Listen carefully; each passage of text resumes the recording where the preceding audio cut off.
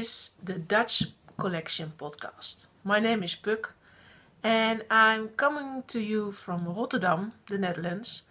And this is the only knitting and crochet podcast where you will learn every month a new Dutch word. A wool related word or a craft related word. And besides that word, I will tell you about my work in progresses, the knit-alongs I have in my Ravelry group, and about my life here in Rotterdam. My name is Puk, and welcome to this third episode of the Dutch Collection podcast. It's great to have you back if you're a returning viewer, and if you're new, a very warm welcome. And if you like, you can see the previous episodes on my YouTube channel. And if you're really fond of Dutch, you can also watch my Dutch knitting vlogs where I speak in Dutch. So if you like to learn a new language, or just take a look if you like. My Ravelry group is called the Dutch Collection Podcast Group, and that's where I host my KAL. Because I'm really busy, really focusing on knitting cables these weeks. Oh yeah, it's really windy. Maybe I would say stormy out here today. So you can hear the windows clappering. I don't know if that's an English word, but they're moving because we live in a really old house. It's almost 100 years old. No, it's from the late 30s. From the last century, so it's an old house. And there's a big tree standing in front of our street, in front of our house, and it's moving like a madman.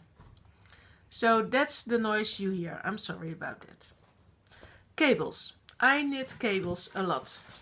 Like you see here, these are samples for explanations about how it works when you change the distance in your rows, or change the amount of stitches in your cable in my knitting classes. I'm a knitting teacher, and the cable workshop is one of my themes. Here you can see also the start of the crossing border shawl design. I have a finished design now, and it's blocking and drying on my kitchen table. You can see it on my Instagram if you're interested in it. But the cable KAL is already started, and I must say it's a little bit quiet now over there in the group, and that's a pity because we have 3 prizes also, and maybe there will be more prizes, and I can show you one of the prizes already, or actually 2 of the prizes. There will be 2 patterns to give away. One is the Flowercamp Sweater, that's my own design. It's available in 4 sizes. The other one is a pattern for a cable knitted hat, and it's very kindly donated by Kralalien from the Colorful Creativity podcast. Thank you very much. And the 3rd prize just arrived yesterday, and it's from Yellowstitchbags. And the maker of these bags, Elske, kindly donated this really cute and beautiful and very practical knitting bag. So it's one of the prizes in the KAL. If you want to do a cable project, just join. Because any cable project is fine. There's one lady already finished one cable project, and she made beautiful gloves, fingerless mittens.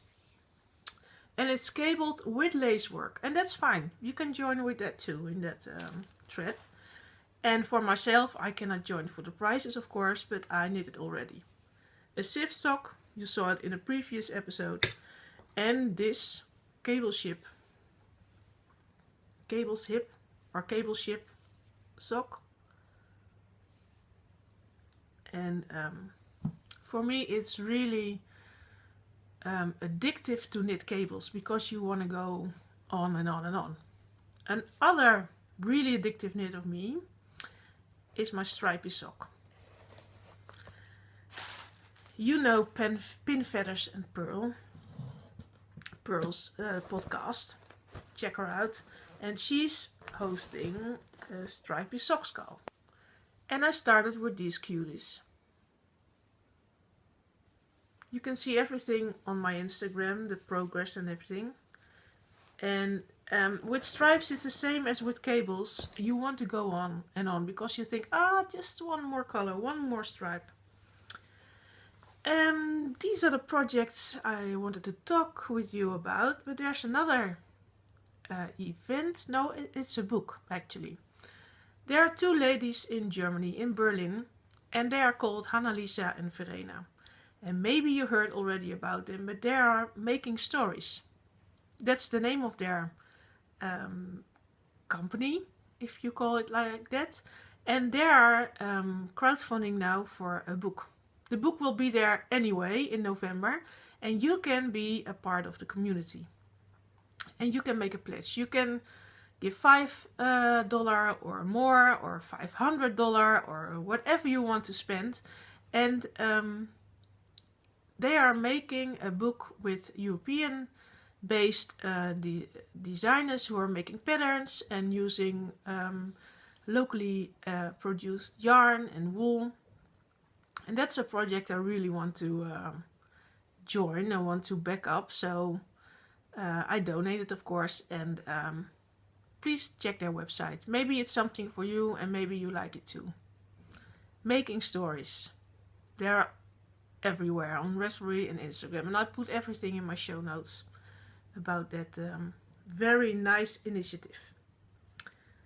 Alright. It's almost holidays here.